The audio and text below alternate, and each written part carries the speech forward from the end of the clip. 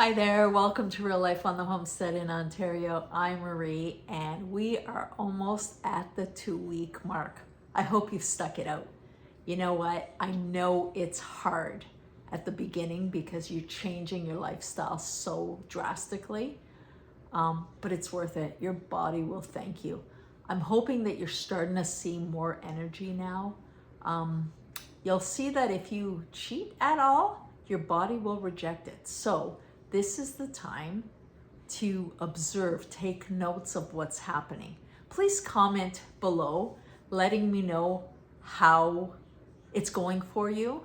If you're experiencing anything you need help with, that's what our little community is for. And please, if you haven't already done so, please subscribe to our channel. I noticed that there's tons of views, but not everybody's subscribing. So come on, get on board. It's free and it's fun.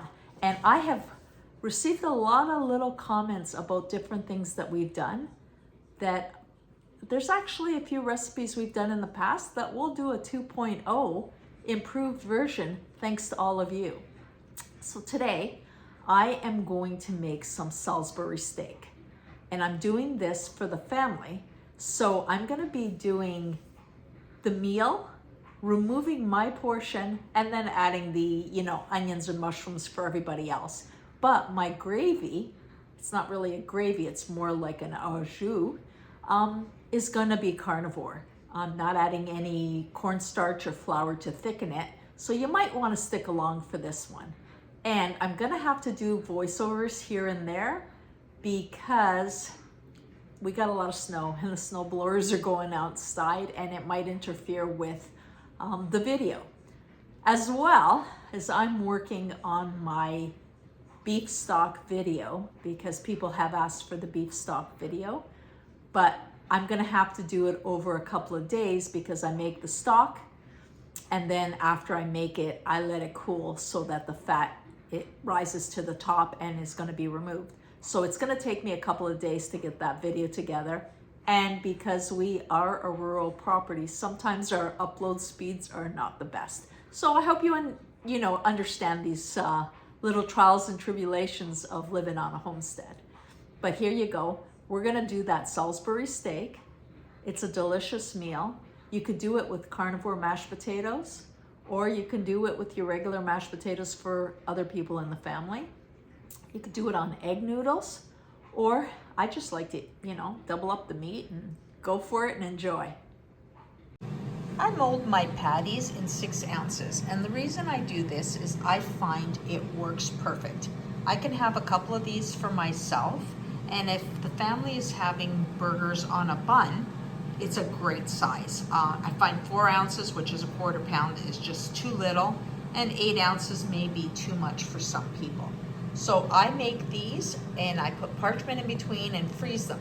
Now you can buy these in the store, like you can get yourself pre-made patties. Just make sure you're reading that ingredient list and it's just meat. No fillers, no spices. You want it just pure meat. I have now updated my air fryer. This one here, I have read all the reviews, I've looked into it, and it is ceramic coating inside. I'm gonna pull this out to show you. This is not Teflon. This is ceramic coating and it's stainless steel inside. And you see, I've got 3 patties going already. Our first set of burgers are cooked. And I'm going to remove these from the fryer so I can add the next batch in.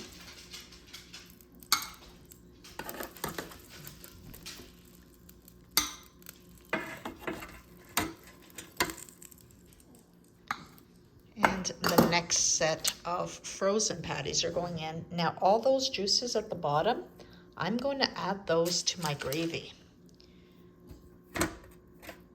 I like this air fryer because it fits 3 of these patties perfectly and they shrink up as they cook. So back to the fryer for this batch. And these are going to be cooking at 400 degrees for 10 minutes. I usually flip them at about the 4-minute mark, and then we will let these cool off as well. And then these will all get added to our pan later. To start our gravy, I'm gonna melt down a 1/4 pound of butter. And just so nobody worries, this is not a Teflon pan. It is a ceramic coated pan. And we are gonna make some brown butter in this pan. So let's get this melted down. It won't take very long.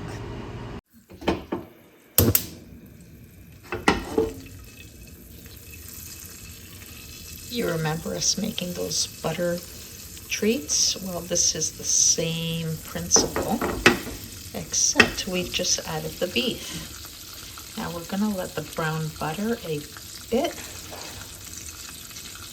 We're going to let the butter brown a bit, and then we're going to add some stock with gelatin.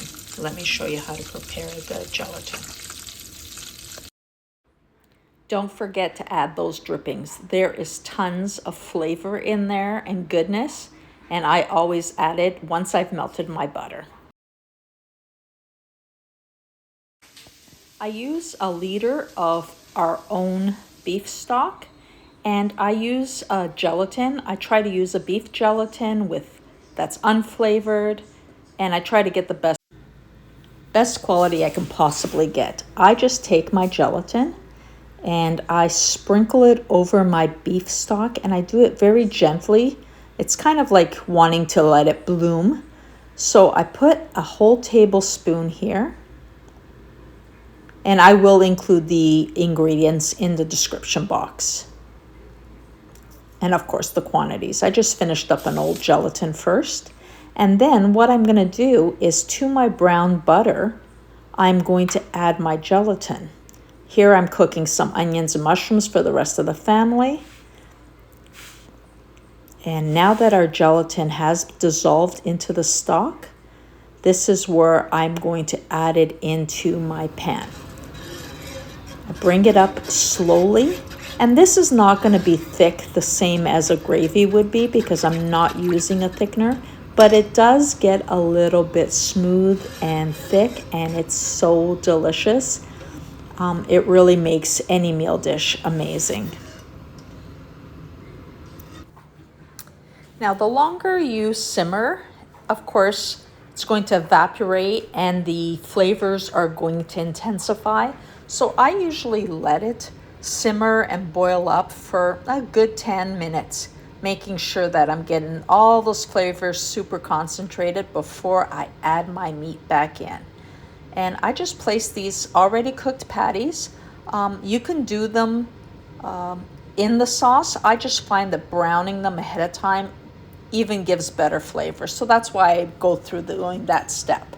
But I place them in there. I let them come up to temperature and let them simmer again another about 10 minutes just to get those flavors in there, warm the patties really well. And once we're done, I just literally take out my portion.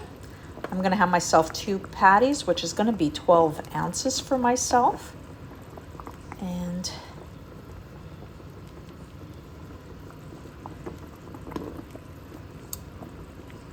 pan was steaming my hands, so I had to stop for a second. But I've placed my patties in the plate, and then I just ladle some of this beautiful juice over my portion. And then for the rest of the family, I'm just gonna add in the onions and mushrooms right into the stock and warm those, and they're ready to go. What a dinner. Seriously, wasn't that simple? Just make your patties ahead of time, freeze them, and if you want, like I said, pre-purchase them already frozen and just have them handy in the freezer for when you need them. But make sure they're all beef. Like, that is something to look at. I know Costco carries one that's sirloin, just sirloin, and those are perfect. I think they're a little bit smaller than what I make. Just weigh them out so you see how much meat you're actually consuming. But remember, you're only eating until you're full. So weight is irrelevant. Macros, irrelevant. Eat when you're hungry, stop when you're full, and you'll work through this fantastically. So today, go out, have your best day. I hope you don't have as much snow as we do. and we'll see you next time.